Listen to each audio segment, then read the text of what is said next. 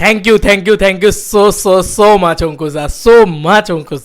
কেন বলছি, কারণ মির্জার official box office collection second উইকের অফিসিয়াল বক্স অফিস কালেকশন একদম প্রডিউসার ফিগার অঙ্কুশদার তরফ থেকে আমরা জানতে পেরে গেলাম 1 কোটি কত লক্ষ টাকা অফিসিয়ালি টোটাল কালেকশন হলো সেকেন্ড উইকের, এবং টোটাল কালেকশন কত দাঁড়ালো সেটা থেকে কিন্তু আমরা একটা দারুণ ফিগার জানতে পারবো।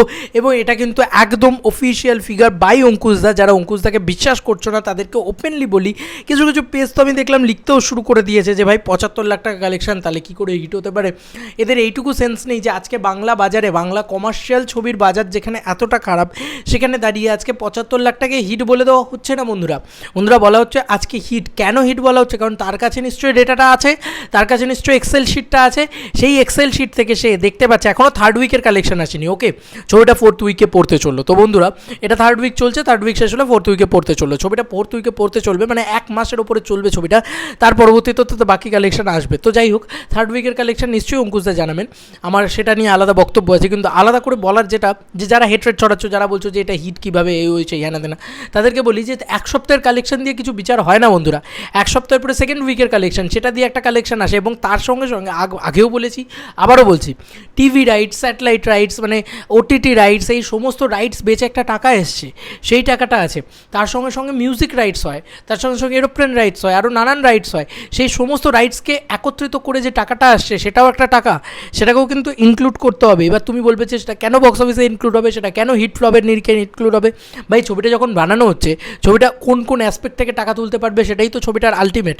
এমন তো নয় যে শুধুমাত্র ছবিটা বানানো হচ্ছে বক্স অফিসের জন্যে, তাহলে ছবিটা তো সেইগুলোকেও ইম্পর্টেন্ট করছে। একটা বিজনেস তুমি বানাচ্ছ, একটা দোকান তুমি খুলেছো, সেই দোকানটা তুমি অনলাইন বিজনেস করছে না অফলাইন বিজনেস করছে, সেটা ইম্পর্টেন্ট না তুমি লাভবান হচ্ছ কি হচ্ছ না সেটা ইম্পর্টেন্ট, তাই না? তো হতেই পারে যে তোমার অফলাইন বিজনেস থেকে অনলাইন বিজনেস বেশি হলো, হতেই পারে। আজকালকার দিনে তো অনলাইন বিজনেসই বেশি হচ্ছে। তো বন্ধুরা যেটা বলা সেটা হচ্ছে প্রায় 2.5 কোটি টাকার মতন মানে এই স্যাটেলাইট এবং ওটিটি রাইটস মিলিয়ে পাওয়া গিয়েছে। মানে অঙ্কুশদার নিজের বক্তব্য অনুযায়ী যদি 4-4.5 কোটি টাকা বাজেট হয় ছবির, তাহলে 2.5 কোটি টাকা এখান থেকেই উঠে এসছে, পড়ে রইল 2 কোটি টাকা। তার ভিতরে 2 সপ্তাহের ভিতরে 1.21 crore অলরেডি কালেকশন হয়ে গিয়েছে বন্ধুরা। এটা অফিসিয়াল ফিগার বলছি, অঙ্কুশদার ফিগার বলছি বন্ধুরা। অঙ্কুশদা এতটা অনেস্ট, অঙ্কুশদা চাইলেই বাড়িয়ে বলতে পারতো, অঙ্কুশদা চাইলেই নানান জিনিসপত্র করতে পারতো, কিন্তু সেটা করেনি। অঙ্কুশদা চাইলেই এই ডেটাটাকেও লুকিয়ে যেতে পারতো, অঙ্কুশদা চাইলেই বক্স অফিস ফিগারটাকে না বলতে পারতো, কিন্তু উনি কিন্তু করেননি। উনি আমাদের সামনে একদম ফোরফ্রন্টে পরিষ্কার সাদা বাংলাভাবে নিয়ে এসছেন যে এক্স্যাক্টলি কত টাকার কালেকশন হয়েছে। এটা দেখলে আলাদাই ভালো লাগে। আমি অঙ্কুশদাকে বলেছিলাম, আমার এখনও মনে আছে, যে কারণে আজকে এত ভালো লাগছে, যে অঙ্কুশদাকে আমি বলেছিলাম দাদা তুমি বক্স অফিস কালেকশনটা জানাবে তো, কেউ বাংলায় জানায় না।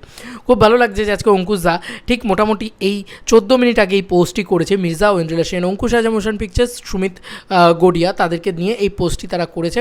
এবং এরই মধ্যে ইতিমধ্যে এটা অঙ্কুশদার পেজ, মাথায় রেখো, সে 14 মিনিটে 180 জনের প্লাস লাইকস পেয়ে গিয়েছে। তো অঙ্কুশদা কী লিখেছে, #মির্জা আপডেট। বন্ধুরা এটা তোমাদেরকে দেখিয়ে দিই, এবং অঙ্কুশদার পেজে যাবে তোমরা দেখতে পাবে। বন্ধুরা লেখা হয়েছে after 2nd week Mirza total collection একক দশক শতক হাজার অযুত লক্ষ নিযুত কোটি।